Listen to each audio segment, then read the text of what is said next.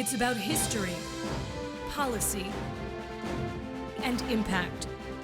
A new perspective on current affairs, bringing experience, insight, civility, and scholarship to the urgent issues of today. It's about our past, present, and future. Your host, Pulitzer Prize-winning author and journalist, Douglas Blackmon. From the University of Virginia's Miller Center, this is American Forum. Welcome back to American Forum. I'm Doug Blackmon. The single biggest question hanging over the 2016 presidential campaign, from the very beginning of the primaries many months ago through the current debate season and now the final days before the nation votes, has been a simple one. Who is Donald Trump? What does the Republican nominee, who a year ago hardly anyone believed could be a serious contender, really believe? What's his true life story? Even his own social media Twitter handle, @RealDonaldTrump, echoes the question. His Republican opponents in the primaries accused him of not being a true conservative or even a member of their party, of being a supporter of Democrats, such as his current opponent, Hillary Clinton. Have his famous business successes been a sham? Is he simply a reality TV star with few fixed ideas about how to run the country? Or is he a truly substantive and inspired leader of the people with coherent ideas and instincts for the future of America? In this episode, we try to answer some of those questions with the help of two highly respected Washington Post journalists, Michael Kranish and Marc Fisher. Along with an enormous team of other reporters and editors, they have just published a new bestseller, a biography of the GOP nominee titled Trump Revealed, An American Journey of Ambition, Ego, Money, and Power. Thank you both for joining us. Thanks for having us. So I usually detest asking people what the title of a book means. I hate asking a writer, what does your title really mean? So I'm not going to ask you that. But your book appears to promise, Trump Revealed, promises us that you have revealed something about him we didn't already know. So what's the big reveal? Go ahead. Well, I think the big reveal for me is that he's a much more complex figure than we've been led to believe. You know, if you've watched him through all of the last year at the rallies and so on, you see a blustery guy who speaks in very simple declarative sentences, and you think, well, maybe there's not a lot going on there. And in fact, he's really quite complex. Psychologically, his business history is quite complex. He presents himself as this enormous success. Actually, his career is a series of hills and valleys, and some very deep valleys. His personal life, he presents himself as this wealthy playboy. The reality is much more interesting than that. He's actually something of a loner, a solitary figure. There's been a paradox about Donald Trump. He's one of the most public figures of our age, and yet much about him has been hidden. He doesn't want people who have worked with him to disclose what they know. He makes them sign non-disclosure agreements. He hasn't revealed his tax returns, so we don't know really if he's as wealthy as he says he is, whether he's given money to charity. And there's a lot about him that is not known. So we really felt that telling the full story in a biography, that the character would reveal himself. And we got a lot of those people who, in fact, did sign non-disclosure agreements to talk to us, and a lot of documentation, so that over the course of his life, including things that he says about himself, you get a much better sense of the character. And the biggest surprise to me personally was just how deep the valleys were that Mark referred to on the business career. He had 6 corporate bankruptcies, an awful lot of difficulties, and yet he managed to survive to this day. And the contradictions that you get in the book, I do think are central to trying to understand Mr. Trump, this individual who, whether his successes have been as great as he says, nonetheless, there have been these very, very significant business successes. He was a successful athlete as a young man. He was an obvious leader when he was a student, but also these less obvious things of where he appears to be a playboy, as you say. He loves to surround himself with beautiful women, even when he's married to one, he likes to be surrounded by others. But in the end, relatively little evidence of, beyond certain specific things that we'll get to, but in the end, as you say, someone who wasn't a drinker, wasn't a drug user, but hanging out with people who were, because he liked being in this glitzy setting, but then going home at the end of the night and it would seem, by himself most of the time. Yeah, you know, one of those things that we looked at quite carefully is one of the things Trump boasts about is he's never had a drink in his life. Well, when you say never to a reporter, that raises all kinds of alarms. So we Dangerous superlative, yeah, right. exactly. Yeah. So we talked to a lot of people at every stage of his life, from his classmates, neighbors, friends growing up, all the way through his business associates, people who were very close to him at various stages. And indeed, he seems never to have had a drink in his life, despite the fact that he hung out at the disco clubs of New York in the 70s, was really in kind of a cocaine-filled scene in that period. But he was using that scene to build this character, because he felt from the start, this was a really remarkable insight that he had as far back as his early 20s, when he decided that his business success would be determined not so much by his skill at managing day-to-day, but by how well he did at creating an image that other people would aspire to emulate. And that image was of this billionaire playboy to whom things came easily, who ruled by his gut, by his instinct. And this was an insight that he had at this very early age and continues to manage to this day. And his great skill, and the thing he spends the most time on, is managing and manipulating the media to create that image. But that does touch on one specific detail that we won't talk a lot about, but that maybe was the only sort of soft moment captured in his personality, and that being about the death of his older brother, who was as an alcoholic and who must have, in some respects, affected his decision or affirmed his decision never to take a drink. Right, he told us that that was very instrumental in his thinking, that he saw what happened to his older brother. You know, he had looked at his older brother, he said he was a very handsome man, more handsome than Donald Trump himself, and that he thought that his brother would be the big success of the family. But his brother didn't want to go into the family real estate business, decided again to be instead to be a pilot, and Donald sort of ridiculed that, said, "Why do you want to be like a bus driver in the sky?" So it's a very harsh comment, but he looked at what happened to his brother and said, "I'm not going to be like that. I'm not going to drink, and I'm going to stay in the family business." You actually spent time with him. I should make a point of that you had multiple, 20 hours total of interviews with Trump directly? Mm-hmm. Yeah, and let's stop on that for a second. You guys are the named authors of this book, but this book is the product of a kind of new model in journalism that the Washington Post, I think, is probably pioneering now, where you're both reporters at the Post, but this book is the product of a very large team of reporters and editors, and many of the things that are in this book have already been published along the way as standalone stories in the Post, but then this brings all this together in a unique. Right, there's a tremendous amount of material in the book that has not been in the Post, and then there's some parts that have been. The way we did it, if you recall back in March, it wasn't clear who the nominees were going to be. And normally when we do a biographical series about the presidential candidates, we'll start a year and a half in advance and have a couple of reporters preparing those stories. That was not an option this time around, and so we came up with this idea where we grabbed 25 of the best people in the newsroom and put them on everything from his ancestry. We sent reporters to his ancestral hometowns in Germany and Scotland. We sent people to examine his foreign businesses in places like Azerbaijan and Panama and so on, all the way through his life. And those reporters fed us material.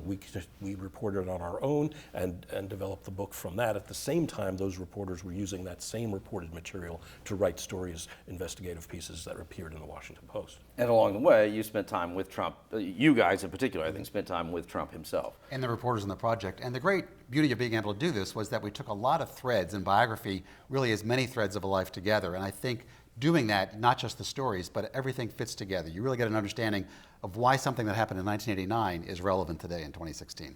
We got a couple of real glimpses into that private side of Donald Trump, that more vulnerable side, in our interviews. There was one point when I asked him how he was preparing to possibly be president, and are you reading the great presidential biographies, for example? And he paused for an unusually long time, and his voice became almost tender, and he said, "You know, I've never read a biography, but I've always wanted to. I've never had the time." And so I thought, well, that was interesting. So I pressed a little harder and I said, well, how are you preparing? How will you make decisions as president? And he said, well, I'm not going to be reading any big reports or anything like that. And he told me the story of how a guy from Wall Street came to him, wanted him to make a deal in China, and said there was an innovative kind of financing that he wanted Trump to consider. And so Trump said, well, I don't know anything about that. And the guy said, no problem, we've done some research, I have a report, I'll send it to you today. And Trump said, don't send me any blanking reports, and said, because I won't read them. And so I said, well, how will you make decisions about complex issues that come before a president? And he said, people can come in, they can talk to me for 20 seconds, I'll know what to do immediately, I'll get it in my gut. All right. There's a quote from Trump that I think comes from an earlier biography of him, and I think this was partly his reaction to the death of his brother, but correct me if I'm wrong. But the quote was, Trump said, "Man is the most vicious of all animals. You just can't let people make a sucker out of you." That was the line. There was a little more to it than that. But this was in the context of not allowing yourself ever to be vulnerable to anyone else in a sort of broad sense. But tell us about that quote and what you take it to mean. Man is the most vicious of all animals. You just can't let people make a sucker out of you. Well, Donald Trump was greatly formed by his relationship with Roy Cohn, who was the attorney for Joe McCarthy in the Army McCarthy hearings back in the 50s.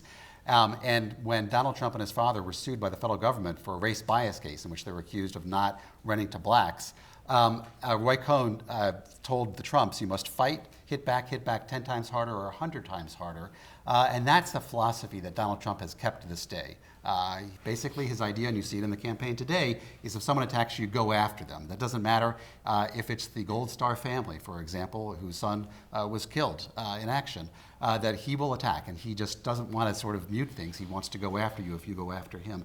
And it's the way he is. He has said that, that there's a power of narcissism. He quotes a book by that title, The Power of Narcissism. He calls himself an army of one. He calls himself a lone ranger. He believes that he is the answer and that you have to be basically plow forward no matter what. Even if you leave people behind you in your wake, even if you run roughshod over them, that's how you move forward. And he said that when he has financial difficulties, he was looking out for Donald Trump. And that he had to survive, and he would do what was necessary to survive. And he also says in various places, you quote him in different ways, essentially saying that paraphrasing, but that in almost every question that faces any person, any leader or business person, that there are winners or losers, and you have to be one or the other. Essentially, there's nothing else. You either win or you lose. Donald Trump's mindset is a very binary one. People are either good or bad. They're great or they're awful. They're fabulous reporters or medial lowlifes. And so in every aspect of his life, he sees this. And, I think he's someone who grew up this way in part because he had a very cold and distant father who was very directed about telling him, in life, you have to be a winner, you have to be a killer, and that the greatest shame in life was to be a nothing. And he really took this to heart and wanted to surpass his father in very demonstrable ways. He thought his father had too small a vision of how to run his business, having apartment buildings in Brooklyn and Queens, whereas Donald Trump thought Manhattan is the goal, that's the place you need to be. His father said, no, don't take risks, never to go into debt, and Donald Trump said, I'm going to be the king of debt. So he set these sights for himself and decided he would never be seen as a loser. You mentioned the cold relationship with his father, and describe it very well. It's interesting to me that over the course of the campaign season, the positive attribute of Mr. Trump that I've heard expressed most often by voters, but just citizens, has often been his children. That his children are so impressive, they have such a visible presence in the campaign. Several times I've heard people say something along the lines of, anybody who's got kids as great as those kids obviously are must have done something right, must be a good, solid person. And so it's notable to me that the way that you describe his relationship with his children as they were being raised is one in which he also was quite distant and not terribly involved in the particularly in the real parenting dimensions of their lives. There's a real generational pattern that we saw there where, as I said, the father was cold and distant and really didn't have much of a relationship with Donald until Donald reached perhaps his mid-teens and was old enough and patient enough to come hang out at his father's office and to learn the business, go out with him rent collecting, go out with him to construction sites. That's where the real bond was formed. Now that's been repeated in the next generation, where Donald, again, had very little to do with his kids when they were small. All three of his now adult children had a choice at one point about which parent to live with. They all chose their mothers. And so what happened was when they reached mid-teens, again, the same thing. They started hanging out at the office, learning the family business. Donald would take them out to construction sites, teach them the business, introduce them to the foreman on the site, and so on. And a bond, again, grew, one that is quite tight. And in fact, when you go out to Trump rallies and talk to the supporters, there are many people who have real misgivings about Donald Trump and his personality and the coarseness of his language and the brashness of his ideas. But what they will often revert to is, well, look at those kids. Those kids are all right. And so they think that kind of says that there's some underlying goodness to Trump that they want to trust in. In many places, there are intersections between Donald Trump's business activities and the mob, organized crime, and individuals who were believed to be or proven to be important crime figures, but who also in one way or another end up having something to do with a major Donald Trump project, one of which was when he was building Trump Tower, the sort of defining project, that there were apartments set aside, some of the most luxurious apartments, for the girlfriend of the mafia figure who controlled the labor rackets at the time, et cetera, et cetera. And that girlfriend was the girlfriend of a mob figure who was instrumental in helping Trump build Trump Tower and some other projects as well. For his troubles, she received not only the apartment right below Donald's in Trump Tower, but she insisted that that apartment be equipped with an indoor swimming pool. The building had not been built to support an indoor swimming pool, a very heavy thing. So they actually went in and rebuilt they stripped out the girders and rebuilt that portion of the building in order to support the swimming pool. And she had that apartment until such a point came when the boyfriend was indicted and convicted, and then suddenly the apartment went away. But yes, there were indeed two figures in Donald Trump's early success who helped him find the sites for his casinos in Atlantic City, who helped him with labor issues in the building of Trump Tower and other projects in Manhattan. Trump was aware at the time of their organized crime ties, in part because he was also aware that one of them was an FBI informant. And our colleague Bob O'Hara did some very important reporting looking into this, and actually found and had extensive interviews with the retired FBI agent who ran that operation, and who was very keenly aware and met with Trump back in the day, keenly aware of how Trump knew what bad guys he was in with, but Trump felt this was the way he was going to get those projects done. I actually think that there have been any number of times along the way that there is a better defense for Donald Trump than what has often been offered in the discourse of the campaign. And so I want to work somewhat in defense of Donald Trump now, and hear your reactions to some of this. But the first one is what you were just saying, that there have been this series of sort of shocking statements, shocking isolated statements, sometimes not so isolated.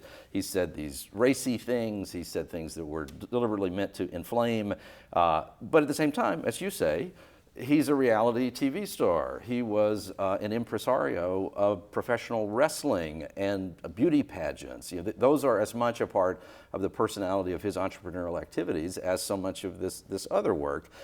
In the end, he has been an actor and a performer. We didn't judge Ronald Reagan by the characters that he portrayed in the movies. Are we, in some respects, have we gotten caught up in not just giving him a break, but perhaps overly condemning what are simply the habits of someone who's been a provocateur? Well, Donald Trump throughout his life has built this one image, this one character. And whether you think that's who he truly is or that's a character he plays on TV, that's the one we have. Ronald Reagan was a labor union organizer. He was a governor. He set up the state university system in California. He did a lot of things before he became president.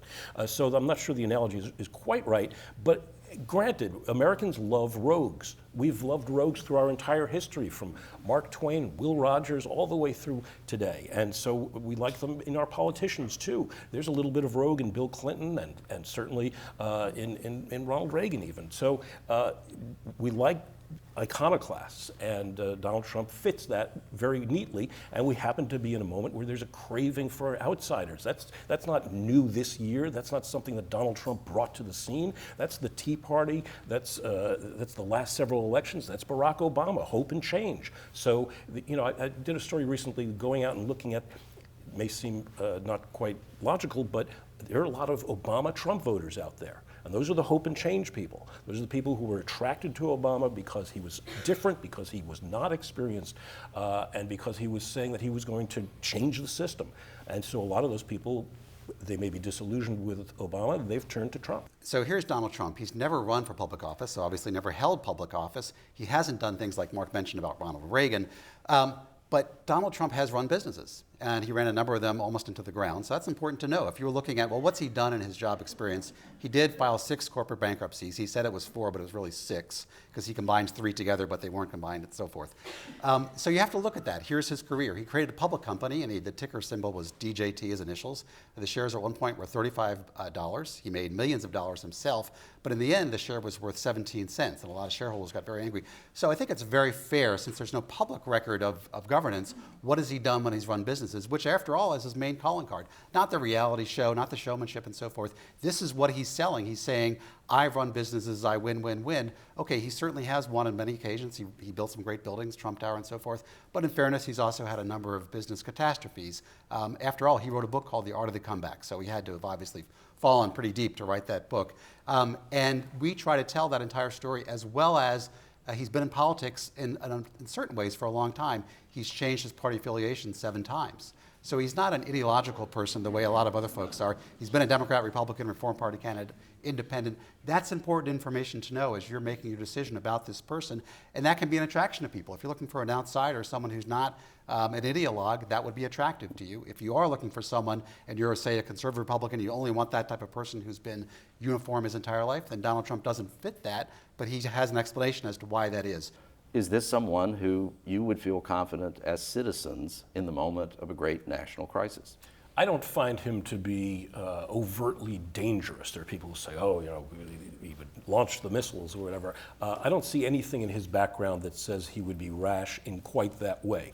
But he is prone to saying things that are way beyond the pale of what we expect from politicians and what diplomats in other countries expect. He would be something novel and something that would raise all kinds of problems for us around the world. Do you agree with that? Well, he has always relied on a very small circle of advisors. And even in this campaign, he's fired 2 campaign managers. So to be an effective president, you're going to inevitably face crises that you could never even imagine. We could sit here and talk for hours, and then something can happen on day 1, which he couldn't have anticipated. So having a very good set of advisors and cabinet officers and so forth would be crucial for Donald Trump. He doesn't really have foreign policy experience, for example. So you'd have to look at the kind of folks that he has around him and whether you have confidence in that team as well. Are they just entirely yes men and yes women, or are they people who would really be able to say to Donald Trump, which is not characteristic of his career, that, Mr. President, you're wrong and you really shouldn't do that. And there'd be a lot of cases where he would need that kind of advice. Sounds like doubts. Well, I mean, the whole campaign is about, you may have doubts, you have concerns, and you try to raise those during the campaigns. It's up to really the candidate, and we as journalists, as you noted, we're not going to say, you should or shouldn't vote for someone, because we really want to let the voters decide with this kind of book, what they see. But you have to look at the character of the entire person's life, and hopefully voters can take that and make that decision. Last question. You talked about how much of the support that Donald Trump has garnered comes from a cohort of Americans who feel like they've been left behind, feel like the system isn't working for them anymore. Same folks who looked for an answer to that from Barack Obama, some who looked for that from Bernie Sanders. Donald Trump set up his campaign by publishing a book, his last book, that the title of it was Crippled America. Again, something that I don't know that any prior presidential candidate could have had a book that said America was crippled and not had paid a penalty for that. But that's what he's tapping into, a sense that the country is crippled by a lot of people. Is it plausible that he can make America walk again? Well, it's hard to see how he takes a campaign that is based on, as you say, a deeply negative view of where we are and who we are as a people at this point, and flip that around and suddenly become the leader who will take us to a new place of optimism and sunshine. There's not a lot of sunshine in Donald Trump's description of America. If we do elect him, it will be a pivot in a way that we've never turned before, because Americans have always chosen the more optimistic candidate, the candidate with a vision of the future that is appealing to us. Donald Trump doesn't offer that. He says, we're in a terrible spot, maybe we can make it a little better. It's a very unusual approach, and I'm not sure that it's one that Americans will embrace. Well, his whole idea is that the country is in a very dark place, that things are absolutely terrible, and his slogan is "Make America Great Again." So he wants to project that things are so bad, only I, meaning Donald Trump, can fix things, and that's the whole basis of his campaign, that things have to be portrayed as absolutely terrible for his slogan to work. Michael Kranish, Marc Fisher, you've written a remarkable book with a lot of your colleagues about a remarkable figure. Thank you for being here. Thank you. The book is Trump Revealed, an American journey of ambition, ego, money, and power. We hope you'll keep this conversation going at home, at work, with all the people around you. If you'd like to send us a comment or join an ongoing conversation about the presidential campaign, go to the Miller Center Facebook page or follow us on Twitter. My handle is @DouglasBlackmon. To watch other episodes of American Forum, share them with your friends, join our email list, or read a transcript of this dialogue. Visit us at millercenter.org, American Forum. I'm Doug Blackmon. See you next week.